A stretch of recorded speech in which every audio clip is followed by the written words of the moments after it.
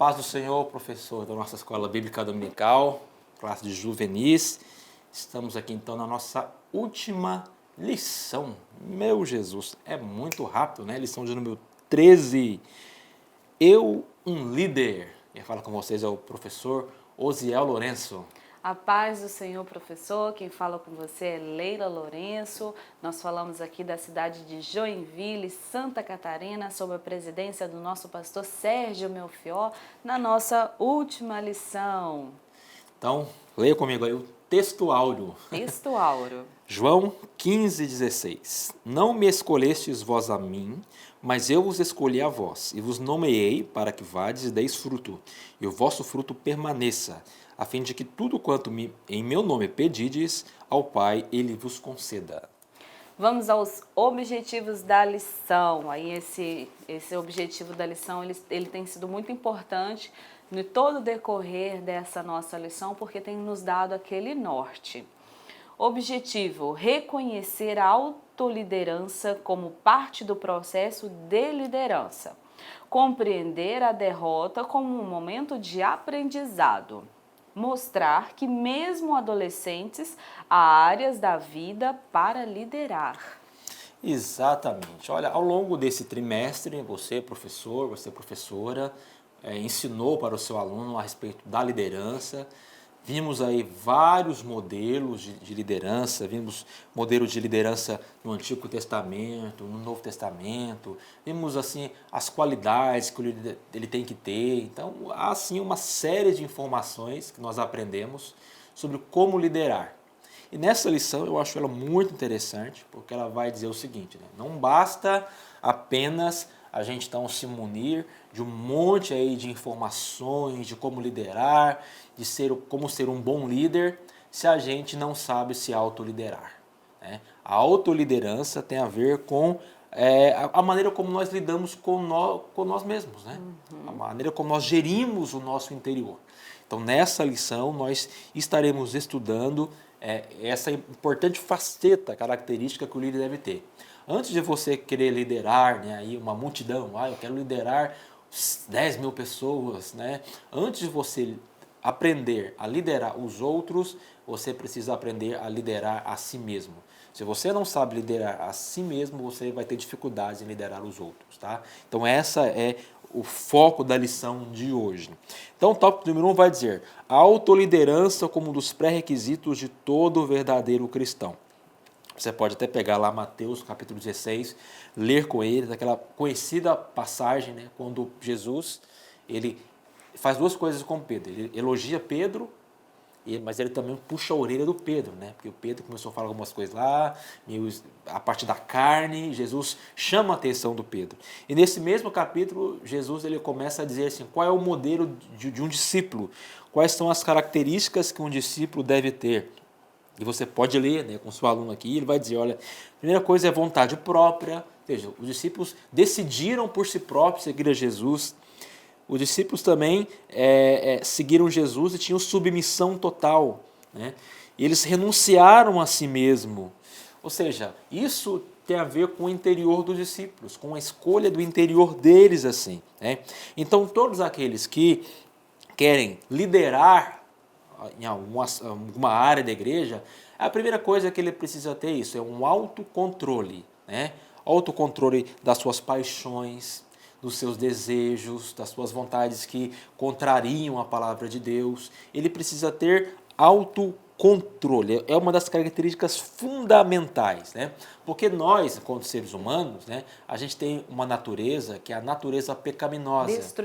Destrutiva. Às vezes a gente quer, sabe, brigar, a gente quer seguir as nossos próprios, às vezes a gente fica com ódio, a gente fica com raiva de alguém.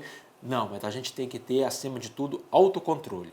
Tá? Não tem um outro caminho. Se você quer liderar os outros, aprenda primeiramente a liderar a si mesmo. Tá? O líder tem que ter temperança, domínio próprio, tá? Para ele poder liderar a igreja de Jesus.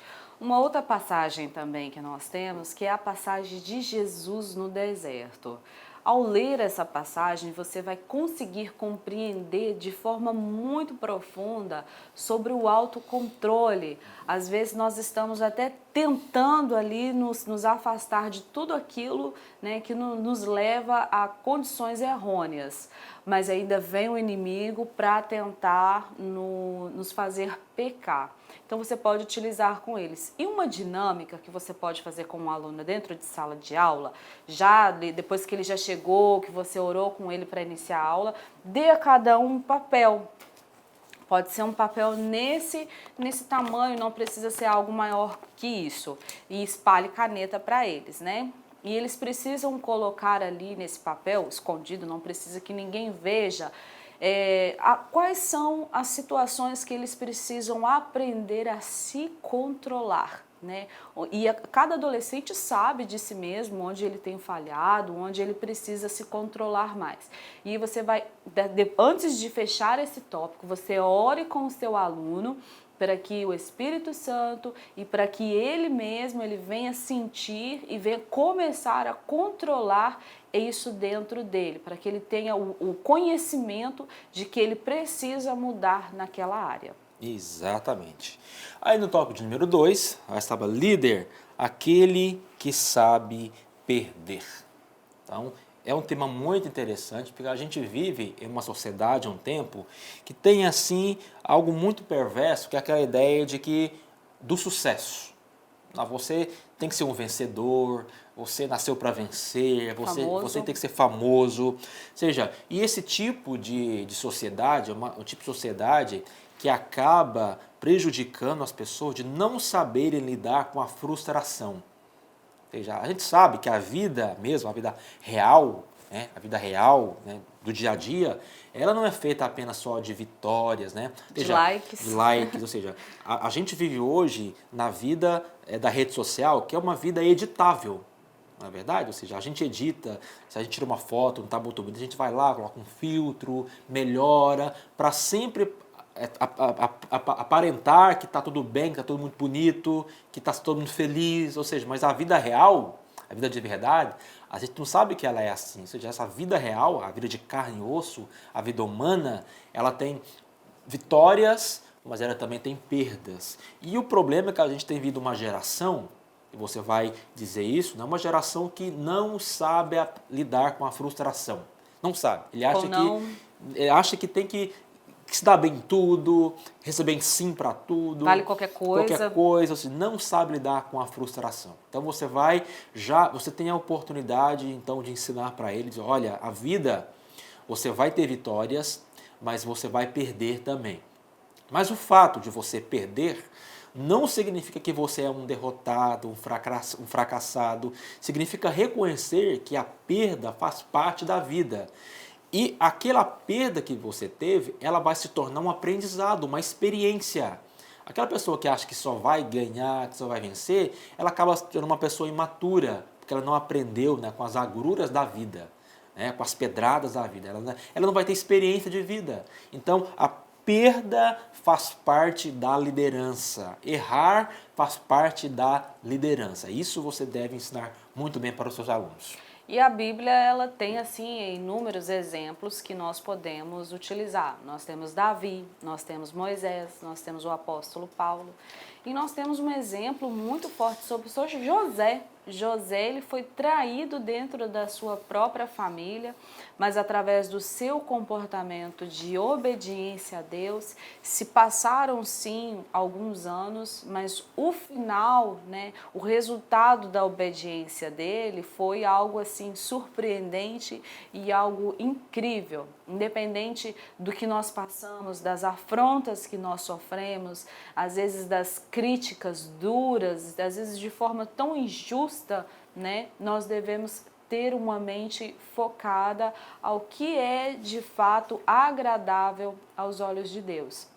Nós, como o Osiel comentou, nós estamos aí vivendo tempos, vamos dizer, malucos, né?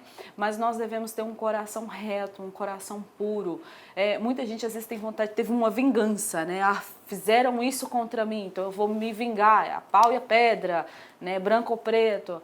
E nós, como os cristãos, nós temos que buscar, mesmo que com dificuldade, diariamente, ter um coração calmo, um coração segundo a vontade de Deus e controlando as nossas ações ou até aquilo que inflama dentro de nós, né? O autocontrole é primeiro controlar aquilo dentro de nós. Isso. E se você tem dificuldade com essa área, olhe a Deus para que Ele te dê serenidade, né? Porque você vai precisar disso para você liderar bem, né? Serenidade, autocontrole e saber falar nos momentos certos. E sabedoria, né? Porque tudo. quando nós buscamos por sabedoria e você estiver numa situação de crise, algo te acontecendo, Deus ele vai te dar sabedoria para que você saia de algo, né?